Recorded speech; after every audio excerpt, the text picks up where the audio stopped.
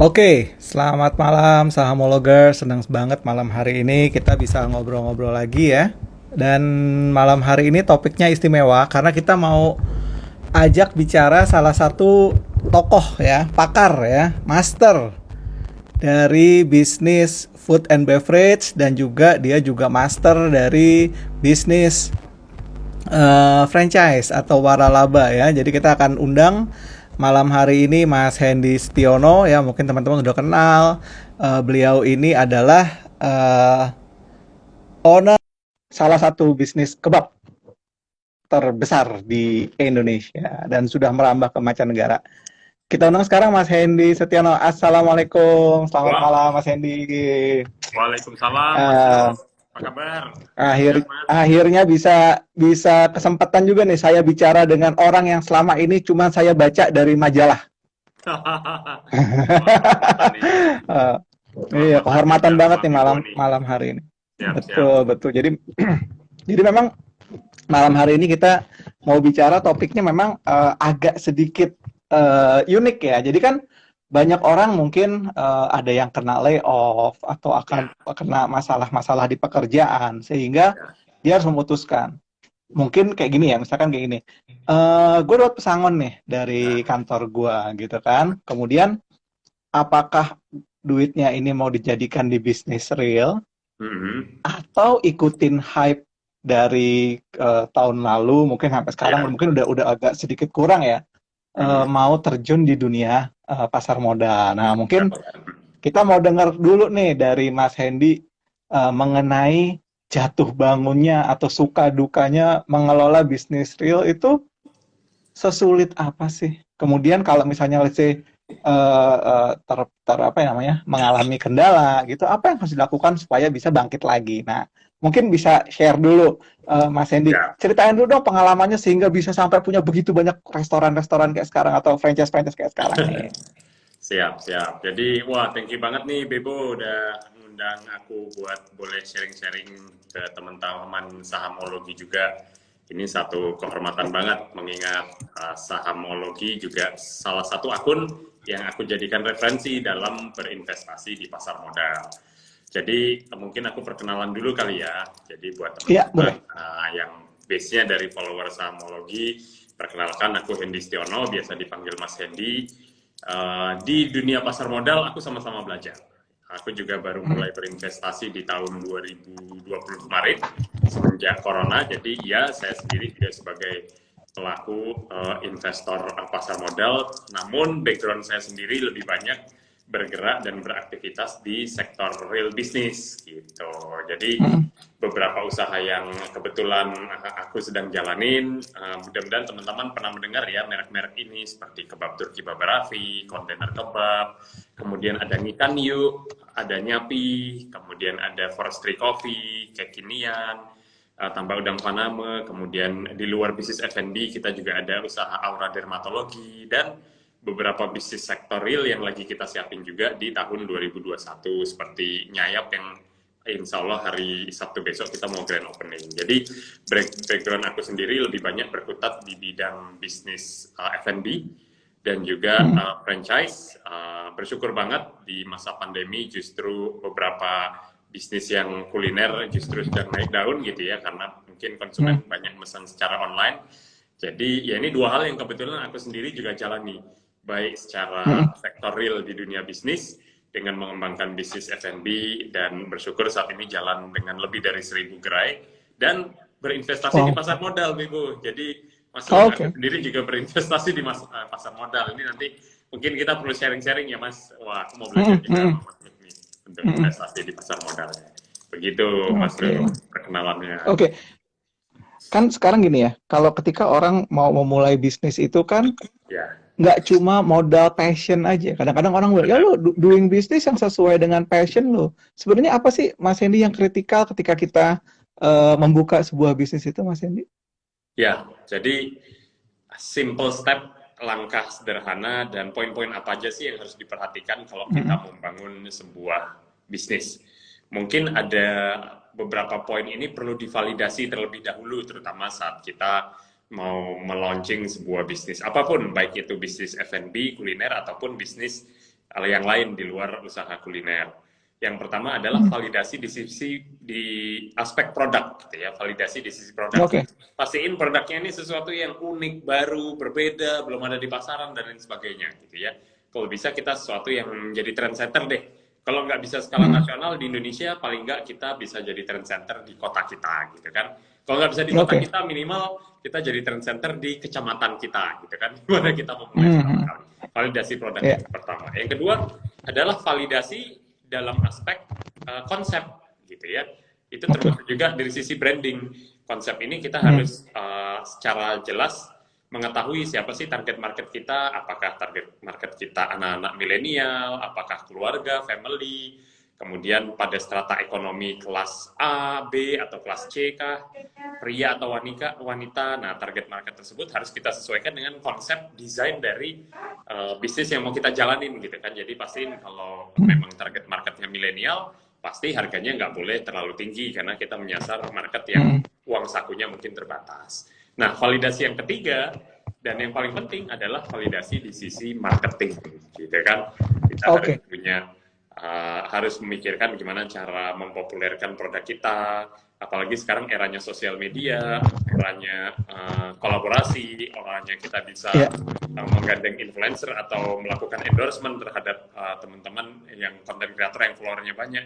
Itu sebagai salah satu bentuk memarketingkan produk kita, gitu kan. Jadi kalau validasi produknya sudah, validasi konsepnya sudah, dan validasi marketingnya sudah, nah maka niscaya bisnisnya bisa berjalan dengan baik. Begitu, Bebo. Oke. Jadi memang betul-betul nggak instan ya. Jadi sama kayak di saham juga nggak bisa instan ya Mas Hendy ya.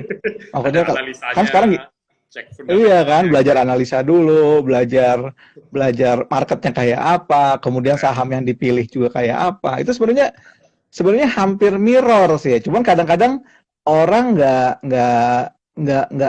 apa ya, nggak melakukan hal itu dengan harapan kalau orang lain bisa kenapa gue nggak bisa, kan seperti itu kan.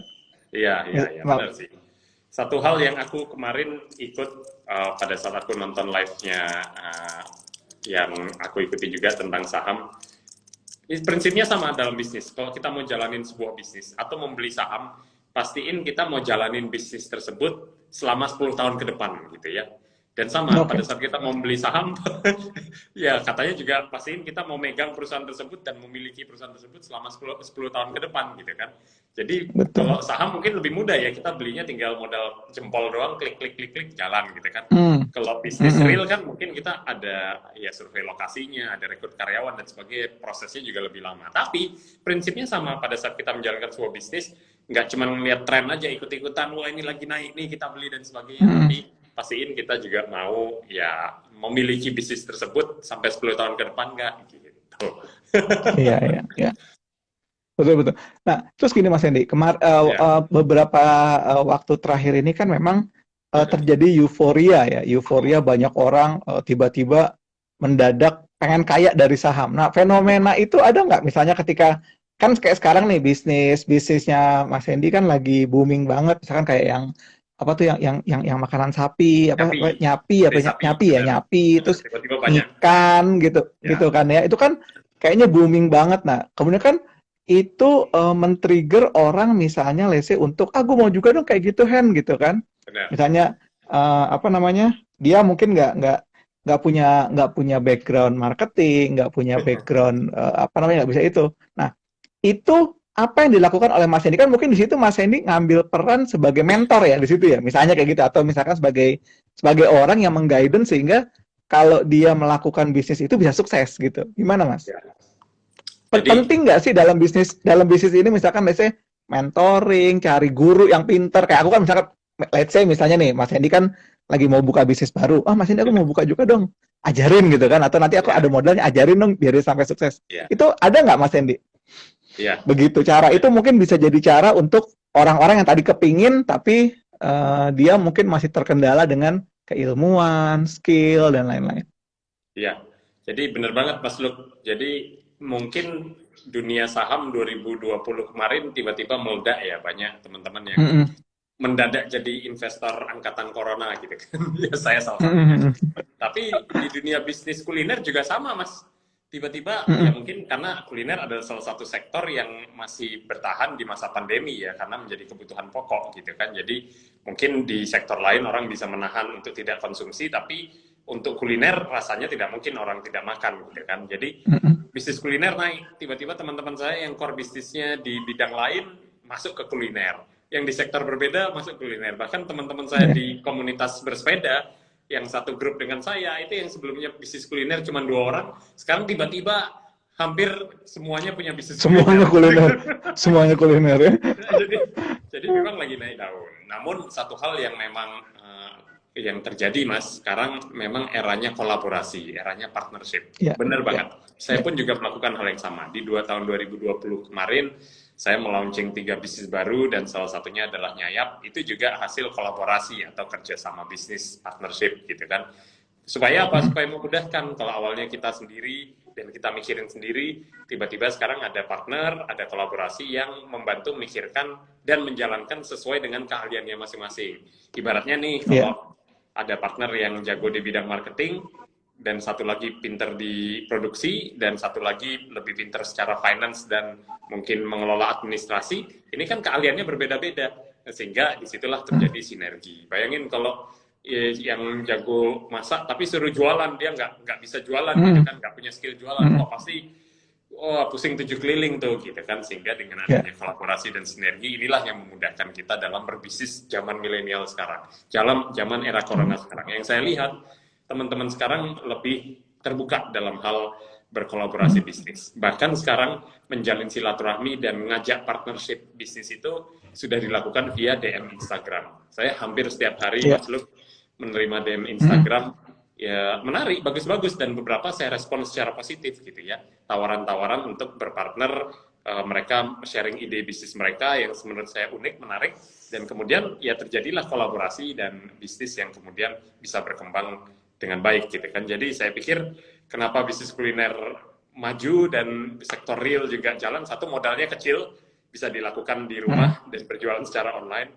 Dua, menjadi kebutuhan dasar, semua orang juga butuh makan. Dan ketiga, rupanya dengan skill set yang berbeda-beda, kalau ini kita berpartner dan berkolaborasi, jadilah sebuah bisnis yang risikonya bisa ditanggung bersama-sama. Gitu sih Mas. Ya, bisa di sharing. Oke, this is very interesting sih, Mas Hendy. Jadi kan tadi Mas ini bilang ya, jadi jangan sampai misalnya let's say apa ya, dalam melakukan ini kan tidak ada semua yang bisa jadi Superman ya. Dalam arti bisa Benar. masak, bisa marketing, bisa cari Ya, lokasi, bisa buka toko apa gitu kan. Ya ya, semua nggak ada yang bisa. Tapi kolaborasi itu penting, dan itu juga terjadi juga mungkin di dunia pasar modal kayak sekarang gitu. Ada orang yang mungkin tadinya kan kita tahu ya, di pasar modal itu kan semuanya hanya didominasi oleh analis gitu ya, analis bikin analisa gitu. Tapi kan ternyata nggak booming juga gitu. Tapi ketika akhirnya datanglah influencer-influencer, ada mansurmologi, ada sangmologi, ada macam-macam lah, ya, mologi-mologi yang lain gitu ya. Itu kan jadi akhirnya membawa ketertarikan orang benar, untuk mulai berbisnis benar, di bursa saham. Nah, benar. Aku salah satunya, kalau gara-gara saham keracunan Bibo nih, nontonin. Wah, Bibo lagi posting apa ya? Aku lagi lihat dulu, hmm, analisa dulu, dan lumayan aku dapat analisa hmm, gratis kan, daripada aku sendiri yang melakukan iya, analisa. Insight-insightnya iya. dapat dari situ. Iya. Sebenarnya kan hal ini juga terjadi ya, dalam arti kadang tadi ya saya suka tuh yang disampaikan oleh Mas Hendy. Kadang kalau ketika misalnya berinvestasi kan kita harus berpikir forward looking ya. Sama kayak kita bisnis bisnis kuliner tadi kan, kita berpikir Ya, forward looking. Oh, sekarang begini ya, kita berharap 2-3 tahun mendatang atau misalkan 10 tahun mendatang akan ada improvement dari ekonomi, dari apa namanya, dari perilaku dan lain-lain, sehingga demand, konsumsi dan lain-lain juga akan meningkat. Nah, benar, Pak. terkait dengan saham gitu ya, saham dan bisnis real, kalau kita ngomongin perbandingan, kan kalau orang di saham itu bisa dilihat, mengapa banyak suka di saham gitu, karena kalau di saham itu kan ada istilahnya perbedaan antara seorang trader dengan investor. Ya, Kalau investor itu kan lebih ke arah delay gratification. Nilainya benar. mungkin baru dirasakan tadi ya, kayak Mas Hendy bilang, Ya, 10 setelah tahun jalan. ke depan gitu kan. Nah, kalau di bisnis saham yang satu lagi yang trading itu kan dia instant gratification, beli hari Ya, ini jual hari ini, ya. kemudian kerasa untungnya, kerasa kalau rugi, kerasa rugi Kita, juga gitu kan. Nah, benar banget. Ka- kalau di bisnis kuliner itu orang lebih cari yang instant gratification kayak gitu, misalkan wah kalau Ya, bisa nih apa buka hari ini Hen, ya, buka 400 porsi laku 400 porsi juga gitu kan, atau misalnya mereka ada yang orang oh kita mulai dari 50 porsi dulu lalu meningkat ya, jadi 200 500 dan sampai akhirnya bisa punya cabang banyak gitu, kayak Mas Hendy kan punya 1.000 gitu kan. ya. Gimana fenomenanya juga apa sama atau enggak? Ya, ini menurut aku ya Mas Luk ya. Jadi eh, mungkin sudut pandang aku lebih kental sebagai pelaku usaha, sebagai entrepreneur. Jadi mungkin sudut pandang yang nanti aku sharing pun juga dari kacamata aku sebagai entrepreneur. Ya, Kalau ya. kita berbisnis, buka usaha kuliner, itu yang kita rasakan dapat cash flow-nya harian. Hari ini jualan, Hmm. laku terjual 100 porsi, 200 porsi sehari. Itu hari itu juga kita dapat duit gitu kan. Dan hari itu juga Hmm. kita bisa spend untuk belanja bahan baku yang akan dijual besok, kemudian disisakan buat bayar gaji karyawan dan biaya sewa tempat, sisanya sudah langsung terasa keuntungannya. Jadi hari itu kita bisa makan dari laba hasil penjualan harian. Jadi kalau saya mau menghidupi kebutuhan harian saya akan memilih dari hasil berbisnis. Karena besaran kecilnya omset yang didapat itu menyesuaikan juga dengan variabel yang bisa kita rasakan gitu kan, sehingga kalau saya bicara di mana saya mendapatkan pemasukan untuk kehidupan saya sehari-hari, saya jawabnya ya dari berjualan bisnis kuliner gitu. Namun Oke. dalam investasi ya, karena mindset saya sekali lagi trading adalah pekerjaan harian, sementara investasi pasar modal adalah satu gain yang kemudian bisa kita rasakan kemudian gitu kan, baik dari dividen maupun dari kenaikannya. Itu membuat saya justru tertarik mengalokasikan sebagian profit dari usaha saya yang sebelumnya mindset saya adalah wah saya kalau mau semakin sukses nih, misalnya saya mau memperbanyak likuiditas cash saya akan muterin tuh capital saya, buka cabang lagi, buka cabang lagi, buka cabang lagi. Nah sekarang enggak. Sekarang saya akan memutar sebagian dari dana tersebut ke investasi pasar modal. Saya masukkan ke perusahaan-perusahaan yang menurut saya berfundamental bagus, untuk kemudian saya alokasikan, saya lihat dalam waktu kedepannya ini ada potensi untuk naik gitu kan. Yang pada kenyataannya Oke. ternyata tidak selalu demikian, ada proses naik turun dan sebagainya. Bayangkan kalau kita, ya maksudnya sebagai pemula ya, lagi-lagi ini semua pilihan. Yang sebelumnya mindsetnya berbisnis, kemudian kita hidup dari trading hari-hari dengan naik turun yang sedemikian volatile. Wah, saya pikir itu ini juga ya Mas ya, cukup beriskan dan berbahaya juga, sehingga Ya, saya ya. memilih untuk berbisnis sebagai core fundamental harian saya, namun berinvestasi di pasar modal untuk future yang mungkin saya look forward to melalui pasar modal. Begitu sih Mas. Tuh, teman-teman ya. Jadi kalau Mas Hendy ini kalau kategori dari trader ini intraday trader. Pulang itu sore-sore itu udah nggak ada posisi di Porto, tapi cuan gitu loh ya. Jadi nggak ada makanan, jadi nggak ada makanan leftover gitu, nggak ada Porto leftover tuh nggak ada tuh kalau di kalau di intraday itu ya. Iya, Menarik iya. Mas Hendy. Jadi memang juga ya ini juga terjadi sekarang fenomena. Jadi ada orang gini sekarang. Tadi kan Mas Hendy posisinya karena memang start dari dunia apa bisnis real, kemudian keuntungannya diinvestasikan misalkan dalam perusahaan-perusahaan yang ada di pasar modal. Kalau orang yang ada juga orang yang kebalikan dari Mas Hendy. Keuntungan dari trading hariannya dibuat makan, diinvestasikan misalnya let's say buka Alfamart, buka mungkin jadi partnernya Ngikan, Nyapi, Ya, dan Nyayap kayak ya. gitu ya. Ada seperti Berserikat itu. ya. Dan ini memang betul-betul saling melengkapi lah, saling melengkapi karena Benar. kan apa namanya uang akan berputarnya di situ, berputar di situ. Yang Benar. satu dana dari sektor real masuk ke pasar modal, yang Benar. dari pasar modal masuk ke sektor real. Nah pertanyaannya, Mas ini ada rencana IPO nggak perusahaan-perusahaannya? Nah, Mas, saya kan ikut hmm, Endeavor, Mas. Endeavor High Impact Entrepreneurs hmm, itu hmm, ya teman-teman hmm, Endeavor yang terpilih itu benar-benar yang skala bisnisnya sudah high impact. Ya, hmm. semualah, misalnya Bukalapak, e-fishery, teman-teman yang skala bisnisnya udah hampir menyentuh skala IPO. Saya juga termasuk dalam Endeavor tersebut. Dan baru tadi pagi saya mentoring dengan salah satu mentor.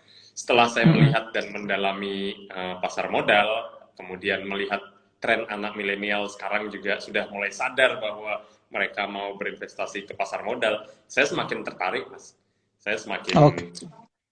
tertantang untuk membuat salah satu perusahaan saya go public gitu kan, listed di salah satu perusahaan pasar modal gitu kan. Jadi itu ya salah satu impian kita juga. Dan menjadi satu kebanggaan tersendiri gitu kan, melihat Iyalah. kayak perusahaan yang baru kemarin Ah, sore IRA baru listing tiba-tiba naik gitu kan. Itu wah keren ya, juga. Jadi ya ya. itu mudah-mudahan Mas. Jadi ya tentu butuh persiapan yang tidak sebentar, benar-benar harus matang persiapannya, tapi mudah-mudahan on the track untuk bisa ke sana gitu. Oke.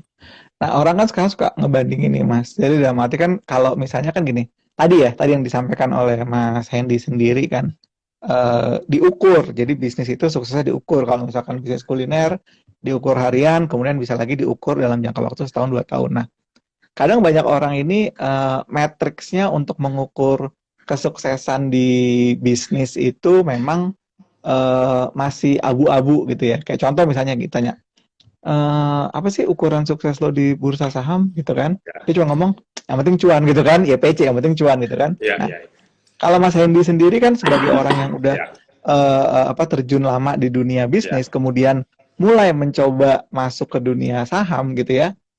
Apa ukuran sukses Mas Hendy untuk di bisnis saham yang Mas Oke. Hendy lakukan? Ini pertanyaan bagus banget, Mas. Ini pertanyaan yang sangat bagus yang menurut saya bisa menjadi satu pelajaran buat terutama teman-teman anak muda yang sedang menjalankan bisnis ataupun sedang berinvestasi saham. Dan ini lagi-lagi opini pribadi saya. Kalau kita berinvestasi di pasar modal, keunggulan utamanya adalah kita berinvestasi di pasar modal dan liquid. Jadi sewaktu-waktu kita mau melakukan buy atau sell terhadap porto yang kita miliki, selama ada listingnya itu bisa kita lepas kapanpun. Sehingga liquid tersebutlah yang menjadi nilai tambah kita berbisnis atau melakukan transaksi investasi di pasar modal gitu kan, karena dia liquid. Dan itu salah satu keunggulannya, langsung terlihat portonya, wah plus berapa nih, minus berapa nih. Tapi kan itu lagi-lagi yang tahu cuma kita sendiri. Kan nggak mungkin kita Iya. nge-share, ya ibaratnya nge-share porto kita keluar dan sebagainya. Berbeda dengan bisnis. Bisnis tidak seliquid itu. Pada saat kita berinvestasi pada satu bisnis, melakukan komitmen untuk membuka sebuah usaha, itu kita tidak bisa langsung, wah kayaknya mau kita cut loss nih, terus kita langsung sell gitu. Itu nggak sesederhana itu. Prosesnya tidak sesimpel itu kalau mau cut loss. Tapi satu manfaat yang luar biasa besar dari bisnis adalah impact-nya. Membuka lapangan kerja, membuka peluang job opportunity, bisa memperkerjakan banyak orang, membuka mata rantai supplier dan sebagainya. Nah, itu kemudian yang nilainya mungkin lebih membuat kita sebagai pelaku usaha ngerasa, wah ada karyawan ya, wah ada tenaga kerja ya. Nah, itu hal-hal seperti itu yang mungkin secara value bisnis juga memiliki nilai tersendiri yang mungkin berbeda dengan saham. Kalau saham keuntungannya adalah di sisi likuiditasnya tadi bisa langsung dieksekut, tapi dalam bisnis mungkin di sisi impact dari, kalau saya pribadi, dari semakin banyak membuka cabang, maka semakin banyak karyawan yang dipekerjakan, semakin banyak orang membuka franchise, semakin banyak entrepreneur baru yang lahir. Itu sih mungkin yang value yang aku pribadi ngerasain sebagai sesuatu yang berharga banget. Itu sih Mas. No, very good, very good. Ya memang sih itu juga yang menjadi. Jadi dulu gini, kita punya teman ya, punya teman, dia punya bisnis mobil, showroom mobil gitu loh. Terus dia bilang, aduh gue capek deh, kata gitu ya. Punya showroom mobil, akhirnya showroomnya itu dijual semua, kemudian duitnya dipakai buat trading saham gitu loh, investasi saham. Kata-kata dia katanya, kalau saham kan gue nggak ada karyawan, nggak ada ini, nggak ada ini, nggak ada ini, nggak ada ini. Pakai kolor aja gue bisa gitu kan. Nah, menurut Mas Hendy, dalam kondisi nyata ya, dalam konteks kan Mas Hendy udah bilang bahwa business real giving impact. Dan saya agree banget, Makanya juga kita juga berusaha untuk tidak apa ya, tidak mengkonter, tidak mengkontrakan. Ah, lu ya capek lu bisnis saham, bisnis apa, bisnis real begini begini gini. Ah, lu ya bisnis saham nggak ada ininya. Kan sekarang banyak seperti itu kan. Khususnya saya ngeliat bahkan influencer-influencer yang udah dewasa pun yang misalnya let's say dia seorang seorang influencer dengan kapitalis dengan jumlah kapital yang besar, dia bilang ngapain sih lo bisnis real gitu kan? Mending bisnis Ya, saham kayak gua gitu ya, kan jadi sleeping investor misalnya kayak begitu benar, kan. Nah, benar. tapi kan dia, ya tadi ya saya bilang the difference is the impact ya. Jadi saya justru lebih senang orang-orang yang kayak Mas Hendy gini gitu loh. Dalam arti balancing gitu, balancing bahwa ya kayak kayak misalkan kayak jangan kayak gini juga, jangan kayak misalkan let's say ngapain sih lo pakai analisis teknikal, pakai fundamental aja gitu kan, fundamental tuh jelek gitu kan. Ya, Atau sorry, teknikal tuh jelek, fundamental tuh paling bagus kayak gitu kan. ya, Nah, ya, ya. ini yang saya suka nih, orang-orang kayak Mas Hendy justru saya ngeliat gini, justru orang-orang kayak Mas Hendy ini justru diangkat sebagai sosok baru gitu loh, memberikan fresh baru untuk menjadi influencer di pasar modal karena jangan sampai orang akhirnya berasumsi bahwa udah deh tutup buku, tutup warung, semuanya masukin di saham gitu loh, ya kan? Ya, ya. Tapi itu terjadi sih, Mas. Gitu. Maksudnya, ya mungkin ini juga ya. Dan beberapa teman-teman saya yang backgroundnya sebelumnya juga pebisnis murni dan usahanya skala besar. Hmm, Bener-bener skala hmm, besar gitu kan. Ya kita ambil contoh Bro Chandra Tapan itu kan, wah gila. Itu teman saya main sepeda juga beberapa kali kita goes hmm, bareng. hmm, Dia, wah gede bisnisnya. Ya pengangkutan termasuk nikel juga. Tapi tiba-tiba dia hmm, masuk di pasar saham dengan nominal yang saya bilang serius gitu. Angka yang dia masukin itu hmm, serius. Berbeda dengan hmm, saya, ya saya karena niatnya belajar, jadi ya incip-incip dulu lah, ngerasain dulu manisnya pasar hmm, modal kan Mas Nam. hmm, Begitu dia ngerasain cuannya, dia bilang, wah ini harta karun, gila. Gue di bisnis harus berapa lama buat dapetin cuan segitu gitu kan.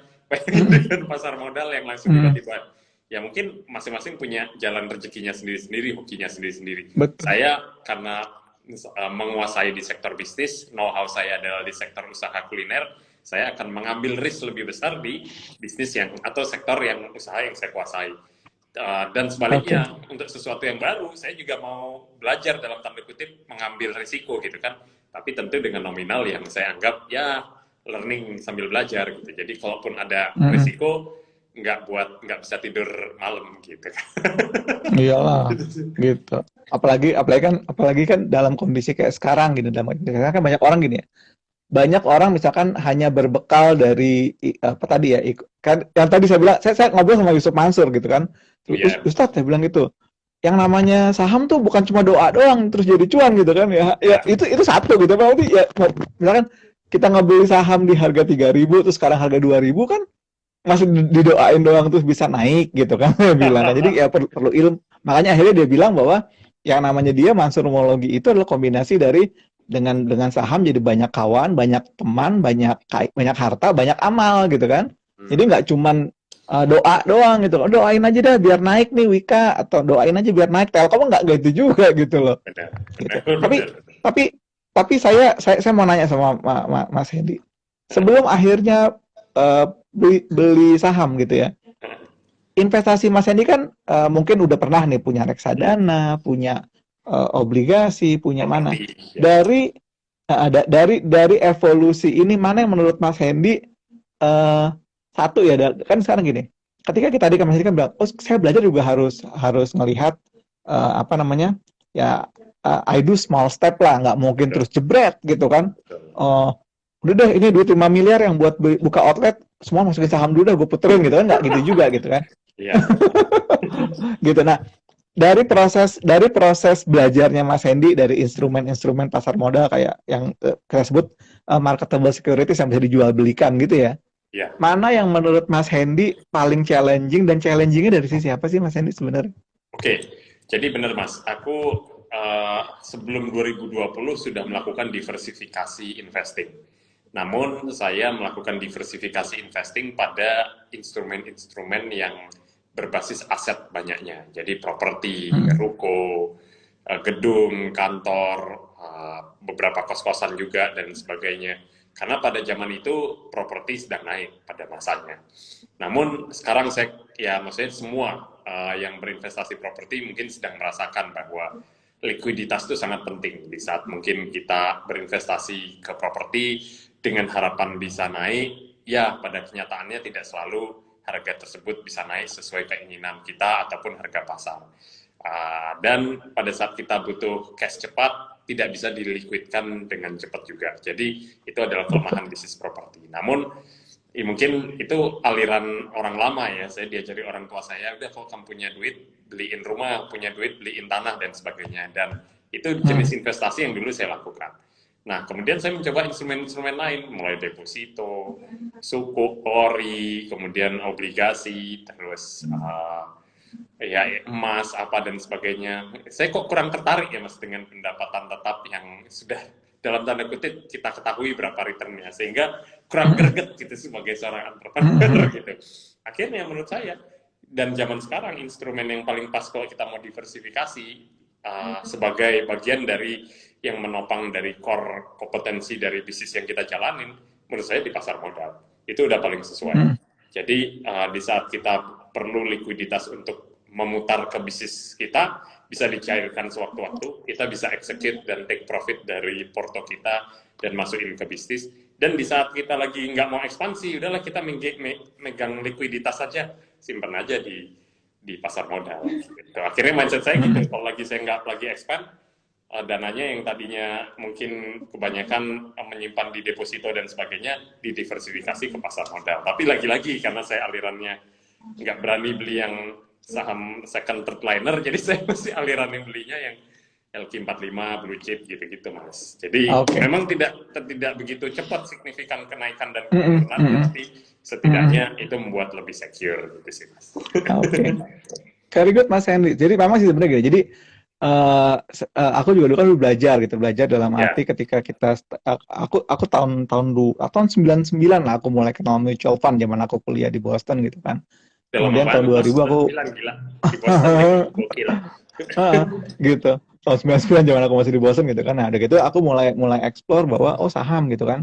Saham akhirnya aku belajar dan juga jatuh bangun sama Mas Hendy ya, mati jatuh bangun.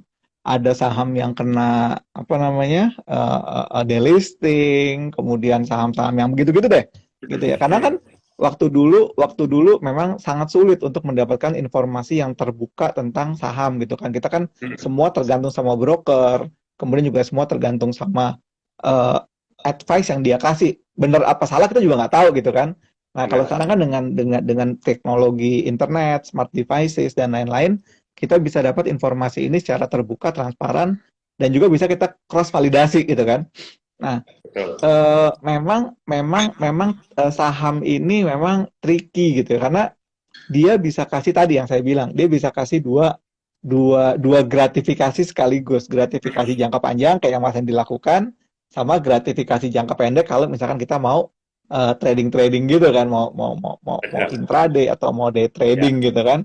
Nah, cuman kadang-kadang memang ketika orang memulai, orang itu kan nggak kayak Mas Hendy. Mas Hendy kan udah tahu, ya mungkin karena Mas Hendy pinter gitu kan, udah tahu resiko. Kalau kamu melakukan sesuatu yang kamu nggak tahu ya jangan meresikokan semua gitu kan. Jangan sampai ada cerita misalkan, waduh uang nikah saya semua ambil di saham gitu kan. Duit biaya sekolah iya kan, ada yang kayak gitu kan, ada uang nikahan habis di saham, kemudian wah ini rencana buat uang sekolah anak gitu kan. Hal-hal kayak gitu kan akhirnya jadi sad story kan, story kayak tadi bahkan ada yang cerita, wah kalau nanti gua udah cuan, udah saham gua diantam udah ijo, udah deh gua kapok main saham kan kayak gitu. Nah, apakah hal gitu juga ada Mas Hendy di dunia bisnis real? Misalkan let's say, udah deh gue nggak mau, gue kapok deh bisnis makanan, gue mau bisnis ini aja gitu. Ada nggak kayak gitu Mas Hendy? Ada sekali. Menurut saya berinvestasi di pasar modal itu latihan mental Mas, menurut saya. Jadi kalau kita sudah lulus di dunia pasar modal dengan tensi dan pressure yang naik turun seperti itu, dan kita berhasil mengontrol emosi kita, maka harusnya untuk jadi pengusaha, ya saya nggak bilang bisa lebih sukses ya, tapi paling tidak kita juga bisa mengatur emosi kita biar nggak labil gitu kan, biar nggak gampang galau. Karena bisnis itu juga sama Mas, nggak boleh baperan, prinsipnya sama. Jadi musuh utama bisnis itu kan perasaan baper kita gitu kan, baru dimarahin konsumen, baper, dikomplain sama pelanggan di sosmed, baper gitu kan, nggak boleh seperti itu gitu kan. Jadi itu hal-hal yang akan terjadi menjadi harian. Apalagi dalam bisnis. Bisnis itu isinya adalah kita belajar setiap hari dan menyelesaikan persoalan setiap hari. Karena every day is a new day. Setiap hari kita akan belajar sesuatu yang baru dari persoalan-persoalan yang muncul setiap harinya. Tapi dengan kita belajar, kita atasi, kita hadapi, maka tanpa kita sadari, ya kita kayak naik anak tangga, step by step kita naiki, jadi lama-lama semakin tinggi, dan begitu kita menoleh ke belakang, wah sudah banyak ya anak tangga yang kita lewati, gitu kan. Jadi dalam berbisnis pun juga sama, Mas. Jadi kita harus Jadi tahu sama, kapan, benar, kapan saatnya kita menggunakan saving, kapan saatnya kita sudah mulai berani menggunakan dana, misalnya pinjaman yang berasal dari perbankan atau inner circle kita, gitu kan. Karena namanya pinjaman ya harus dikembalikan, mau kondisi bisnis untung rugi lu harus balikin, gitu kan. Kapan kita harus siap mengambil risiko tersebut, itu hanya kita yang tahu sesuai dengan kapasitas dan skala bisnis yang dijalani. Gitu sih, Mas Lu. Oh, tuh, teman-teman, sahamologers lihat ya. Jadi kita ketika kita memulai membuka rekening RDN saham, itu sebenarnya niat kita tuh berbisnis loh, teman-teman. Kayak tadi Mas Hendy bilang, ya, ada proses belajar, nggak baper, jangan terlalu banyak emosional di situ, menggunakan disiplin ya Mas ya. Jadi kalau misalkan makanan udah basi harus dibuang gitu kan ya. Makanan udah mateng harus diangkat kan, kayak gitu kan. Jadi sama sebenarnya. Jadi makanya kalau teman-teman misalnya sekarang nih baru mulai di bisnis saham, kemudian juga belum punya background misalkan apakah bisnis, apakah apa kayak gitu.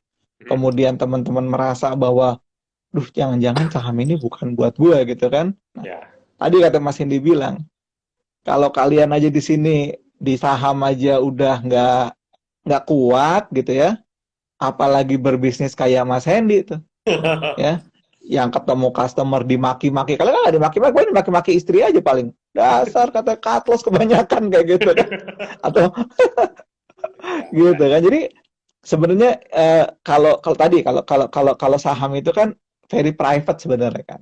Kalau bisnis kan mungkin agak ada public domain karena kan ada interaksi orang di situ. Kalau saham kan enggak.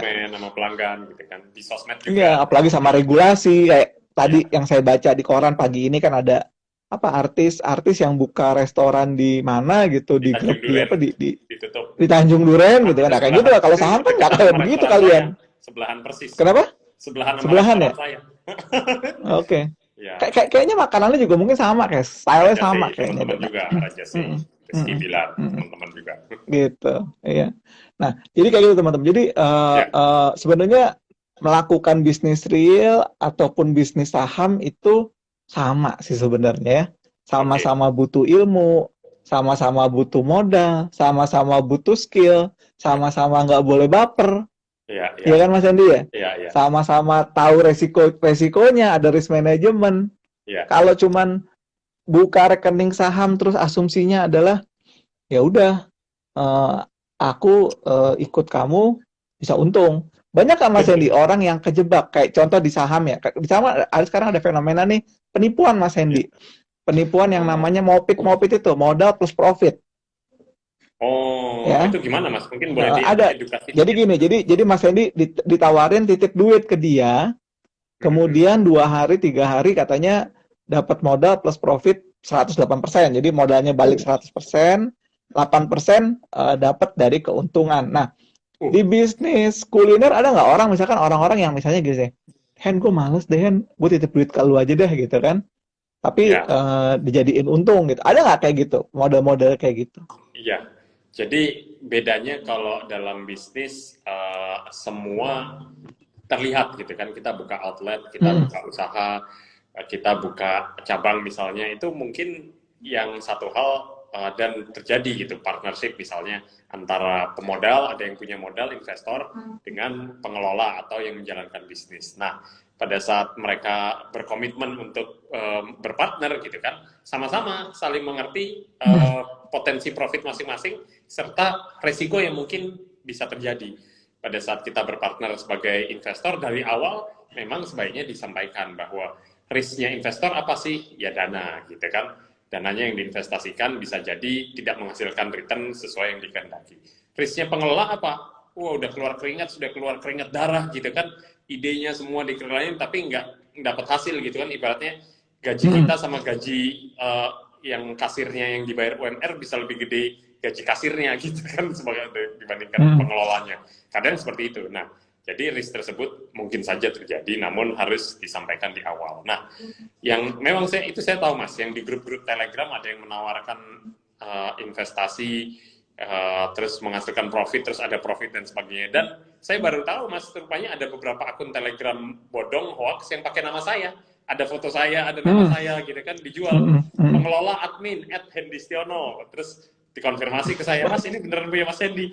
Enggak, langsung saya action capture, guys ini hoax ya, hati-hati jangan tertipu gitu. Iya. Bener-bener ini gara-gara apa namanya booming pasar modalnya, jadi semua orang dibikin akun bodongnya untuk tadi mopit modal plus profit. Oh sampai gitu ya Mas? Aduh, iyalah gitu kan. Masih untung kalau gitu kan, kalau tadi ya kalau kayak tadi Mas Hendy bilang, kalau bisnis real kan ada pengelola, ada pemodal, kemudian seperti itu. Dua pertanyaan terakhir Mas Hendy sebelum kita Tapi sudahi. Mas, Yang aku pertama, juga gantian dong, aku boleh dong yang nanya ke Mas Luk satu hal. boleh. Kalau entrepreneur itu kan pasti ada mental entrepreneur yang harus disiapkan, gitu kan. Ya diantaranya berpikir out of the box, harus inovatif, kreatif, berani mengambil risiko, kemudian coba berpikir untuk sesuatu yang unik yang belum dijalankan oleh orang lain, gitu kan. Itu kan mindset entrepreneur. Nah, kalau mindset kalau kita mau terjun ke pasar modal, sebenarnya apa sih Mas yang dibutuhin? Kebetulan follower saya kebanyakan teman-teman yang berbasis entrepreneur, yang mungkin juga mau belajar dan masuk ke dunia pasar modal. Hal-hal apa aja Mas yang harus dikuasai?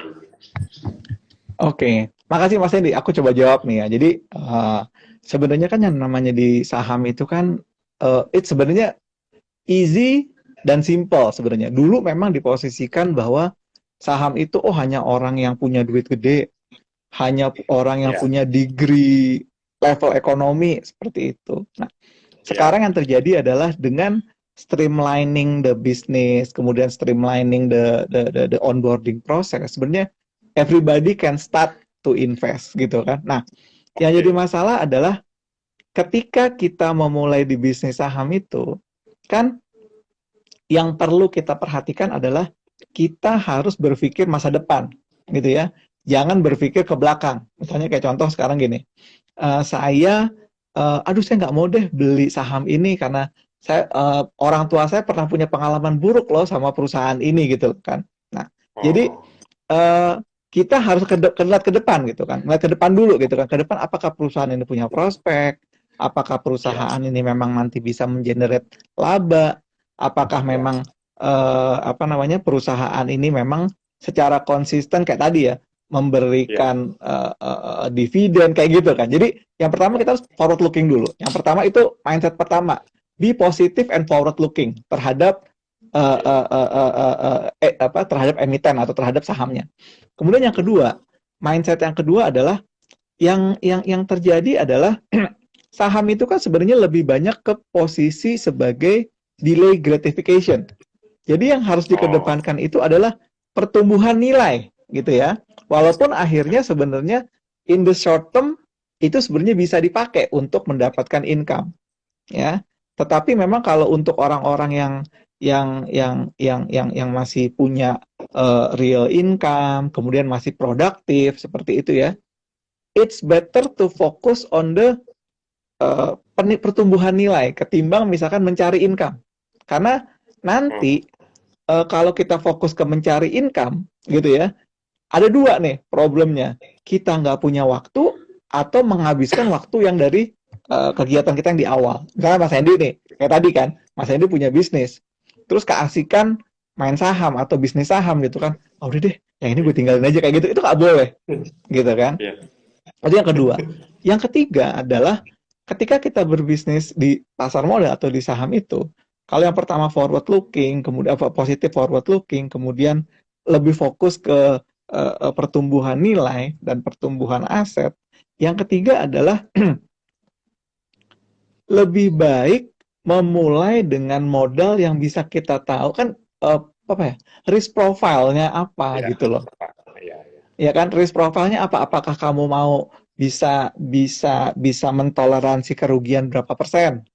apakah kamu bisa bertahan selama beberapa tahun, beberapa lama, sehingga dari situ kita nggak deg-degan. Kayak saya lah, misalkan gitu.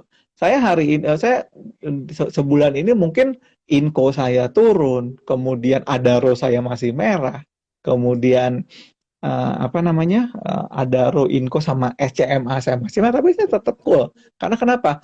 Eh, saya berpikir ke jangka yang lebih panjang, Ya, ya, ya. Dan yang dari situ ketika kita udah tahu risk profile kita sesuaikan dengan money management mindset kita kayak gimana. Kalau Mas Hendy misalkan duit 5 miliar dimasukin di Antam harga 3.000 dengan harga sekarang mungkin udah deg-degan gitu kan. Ya tapi kayak saya misalkan let's say 20% minus di Adaro, saya masih pikir ini nggak apa-apa kok, ini baru sekian dari rencana saya mau beli Adaro gitu loh. Nanti pada saat saya Adaro ini ada waktunya untuk saya beli lagi atau saya top up lagi, saya masih punya dana gitu loh. Nah, masalahnya kan banyak orang tuh mindset soal mengelola duit itu nggak dipakai di depan. Padahal survival tools orang di pasar modal itu sama kayak Mas yang dibilang. Kapan kamu harus pakai duit sendiri? Kapan kamu mulai ngambil saving? Kapan kamu mulai tarik modal? Tarik pinjaman kayak gitu kan. Nah, money manajemennya juga sama. Jadi menurut saya sih itu sih. Jadi be positif, mindsetnya be positif. Yang kedua, fokus on the pertumbuhan, features aset, pertumbuhan aset. Yang ketiga, know your limitation. Ya, know your limitation itu artinya kalau kamu bisa ngelihat pasar itu setiap hari, ya lakukan. Tapi kalau kamu nggak bisa, jangan.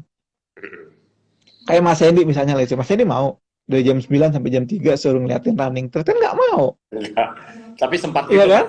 Kerjaan saya iya terganggu gara-gara buka RTI sama iPod terus. RTI, iPod. Ya kan, ke distract kan, artinya ke distract kan akhirnya kan. Ya, saya juga gitu. Sama kayak saya gitu. Saya ditanya sama orang, lo kenapa sih nggak trading harian? Bukan berarti saya nggak punya skill. Tapi kalau saya trading harian, yang saya khawatirkan adalah hal-hal yang tadi Mas Adi bilang kan, yang memberikan impact itu nggak saya lakukan, gitu. Nah, saya akhirnya fokus, ya udah saya fokus beli aja, kayak saya nih, misalkan sekarang fokus beli aja, beli. Kalau punya duit saya beli, tiap minggu saya beli saham kayak gitu. Ketimbang saya harus beli jual, saya beli aja terus dulu. Nanti akhir tahun saya lihat naik apa enggak semuanya, kan kayak gitu. Nah, jadi menurut saya sih 4 hal itu yang harus kita punya gitu loh, sehingga kita bisa lebih tenang, bisa nggak gupuh, nggak naik nggak kaget, turun nggak sedih gitu loh. Nah, dan itu yang kelima akhirnya. Yang kelima Mas Hendy, poker face Mas Hendy. Poker face ya, itu benar banget. Poker face aja. Jadi buat awal-awal ya, aku sendiri juga ngalamin. Jadi di saat ya mungkin lagi keasikan belajar saham kan, dan ada momen di mana harganya naik terus kan. Jadi dari bulan Maret tahun lalu, kemudian kalau kita masuk di bulan September, Oktober tahun lalu itu udahlah beli saham apapun kan pasti naik.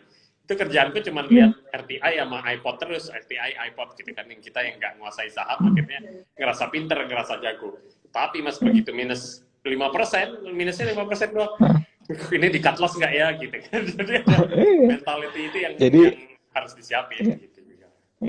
Jadi kalau yang poker face itu kan untung nggak usah jumawa, rugi nggak usah terlalu being so sad gitu loh. Ya udah. That's the fact gitu. Sama kayak misalkan kalau beda nih, misalkan kalau berbisnis real kan kelihatan gitu kan. Wah, lo toko lu kok yang di sini tutup ya, Hen? Nah, itu kan iya nih, kayak gitu kan. Lo nggak bisa poker face, tapi kalau misalkan lo di saham kan lo bisa poker face terus. Gitu kan. Rugi lo, ya kan, rugi lo begini, untung lo juga begini aja kan gitu. Tapi kalau misalkan kayak tadi kan, kayak tadi kita, ya kan poker face aja gitu, kayak nothing happen gitu kan, seperti itu. Nah mungkin aku nih ngasih yang terakhir nih ya ke Mas Hendy. Pernah rugi paling gede sama Mas? Atau pernah ngerasa ngedrop banget sampai waduh nih saham nggak ada harapan nih, di saham apa Mas? Atau itu satu. Yang kedua, saham paling happy saham apa? Kalau saham paling happy dulu deh aku jawab, itu kayaknya perbankan Mm-mm. deh. Aku ya maksudnya Perbankan. masuknya di momen yang bagus banget sih. Jadi Mm-mm. ya udah ngalami fase naik turun tapi ya masih profit gitu kan. Jadi perbankan Iya. itu yang bikin aku hoki. Tapi aku bersyukur Mas, aku enggak. Tapi satu sisi aku menyesali, aku melewatkan euforia BRIS yang naik, Antam yang naik, IRA Mm-mm. yang naik, KF yang naik, itu aku enggak masuk di sana gitu loh. Karena apa? Ya Mm-mm. karena saya menganggap, wah sesuatu yang naik instan, turunnya juga instan gitu kan. Jadi saya cuma jadi penonton aja saat melihat teman-teman lain di sana. Tapi di sisi lain saya juga bersyukur nggak masuk. Karena banyak yang Mm-mm. nyantol di saham-saham itu pas Mm-mm. masuknya di pucuk kan Mas. Gitu. Jadi Mm-mm. sehingga kalau saya bicara loss, pernah saya cut loss, tapi di waktu yang sama ya saya memanage mentality saya untuk mulai ambil posisi yang baru. Jadi yang udahlah di clean up dulu portonya, masuk yang baru, yang posisi di bawah, begitu naik langsung kerasa dan profitnya melebihi Iya. dari kerugian saya sebelumnya. Jadi kalau di saham Iya. saya mungkin belum sampai mengalami fase loss yang besar. Berbeda dengan bisnis. Mm-mm. Bisnis Mm-mm. rugi itu udah makanan sehari-hari Mas gitu. Ibaratnya Mm-mm. buka 10 cabang, ada aja 2 3 yang non performing yang harus di cut loss, ibaratnya wah ini nggak jalan nih lokasi ini harus Mm-mm. ditutup, Mm-mm. pindahin lokasi lain. Itu udah makanan sehari-hari. Mm-mm. Bahkan itu mental saya udah lebih jauh lebih siap. Lokasi di sini Mm-mm. pindah ke lokasi yang B, lokasi ini pindah ke lokasi itu, hal-hal yang sudah keseharian saya gitu. Jadi kalau bicara rugi di bisnis Oke. berapa? Wah udah nggak kehitung Mas, sudah jadi berapa? Gitu. Oke. Mas Hendy kan go international juga ya, bisnis kebabnya ya, Ya, ke India kalau nggak salah ya. India negara ke-10 negara terakhir, bener Mas. Oke. Nah, nanti juga Mas Hendy juga harus belajar nih. Nanti aku ajarin nanti berinvestasi di US market karena US Oh, market mau banget Mas. basically itu lebih atraktif sih menurut aku dari sisi ini ya. Karena gini, di Indonesia kadang-kadang kalau Mas Hendy kan pebisnis, aku juga bisnis juga, jadi aku akan bilang gitu bahwa di Indonesia itu the issue dengan stock market di Indonesia adalah harga tidak mencerminkan valuasi Hmm. ya. Kalau di US itu harga mencerminkan valuasi Asik. gitu. Jadi lebih lebih realistis gitu. Dalam arti ketika kita melihat saham Nike, melihat saham Citigroup, saham apa namanya Walgreen dan lain-lain, itu lebih realistis gitu. Nggak kayak di sini misalkan, karena ya ini aku ngambil contoh ya. Market Indonesia tuh more or less mungkin beberapa persennya market China gitu. Dimana ya tadi saham itu jadi kayak semacam tebak-tebak buah manggis gitu. Iya. Tebak-tebak buah manggis beli gitu kan. Nah, nanti ke depan mungkin aku juga akan, aku sudah mulai tahun ini sih aku mulai masuk di US market dan relatively lebih apa ya, lebih relax, lebih terukur, lebih apa ya, parameter lebih jadi sama kayak Mas Hendy kan masuk di apa namanya, masuk di overseas market, kayak aku sekarang juga udah mulai masuk ke US market. Nanti Mas Hendy juga pasti akan baca deh postingan-postingan aku deh soal US market, nanti dilihat, nanti kayak aku juga udah mulai berinvestasi di Apple, di Nike, Citigroup kayak gitu. Sama lah kayak di Indonesia saham perbankan, saham gitu. Tapi relatifly Mas Hendy akan lebih apa ya? Lebih bisa ngelihat, oh sekarang terjadi rotasi nih, saham-saham growth drop karena dulu pernah naik, sekarang jadi saham-saham yang under value yang mulai naik. Itu secara keilmuannya lebih kerasa, lebih kelihatan. I see. Wah menarik Mas. Berarti nggak ada saham gorengan ya Mas, kayak bahasanya teman. Ada. Dia tetap saham gorengan, tetap ada. Bahkan gorengannya lebih parah dari di sini. Jadi istilahnya kalau misalnya kan pam endam ya. Kalau di sini kan pom ya, di sana pam endam gitu ada. Cuma kita kan nggak main yang, kita kan nggak ngeliatin. Jadi kan kayak tadi Mas Hendy bilang kan, saya tuh merasa apa ya, kehilangan ketinggalan euforia itu, karena kan bisa saja karena saham-saham itu tidak ada dalam universe-nya Mas Hendy. Kayak saya lah, saya kan sudah punya universe saham tertentu. Nah, saya hanya akan fokus di universe saham mereka, apa yang saya punya. Universe saham yang ini saya nggak akan coba. Ya, kalau teman beruntung ya kita selamatin, sukses buat kamu. Kok lo nggak merasa kecewa? Enggak sih. Karena buat aku ya tadi itu, resiko kita kelola, rezeki udah diatur di atas. Wah, mantap. Tapi saya salutnya sama Mas Luke, learning something new ya, maksudnya belajar terus sesuatu yang baru. Ya. Itu. Jadi nanti kalau Mas Henry mau seperti kayak sekarang gini, kayak sekarang lah aku lagi belajar detail banget, aku belajar ETF. ETF itu ETF. kalau di sini memang belum berkembang ya. Kalau di Amerika udah berkembang banget. Jadi kayak aku misalnya beli ETF emerging market itu sama seperti aku membeli betul-betul langsung di long pars itu ada sahamnya langsung. Oh, aku punya Baidu, aku punya Bank of China, punya ini, Oh, punya ini. Tapi tidak langsung gitu. Tapi di ya, portfolio manajemennya kelihatan.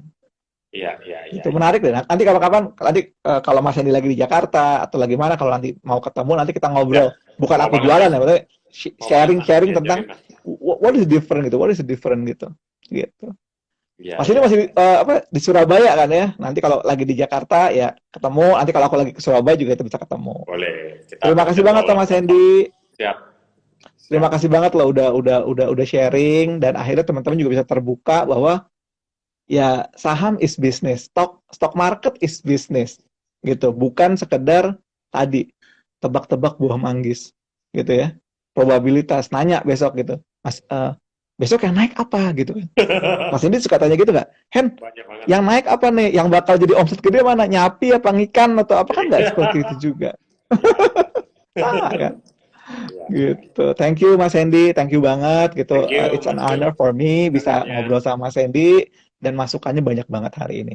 Thank you, thank you. Terima Oke. kasih. Assalamualaikum warahmatullahi wabarakatuh. Waalaikumsalam.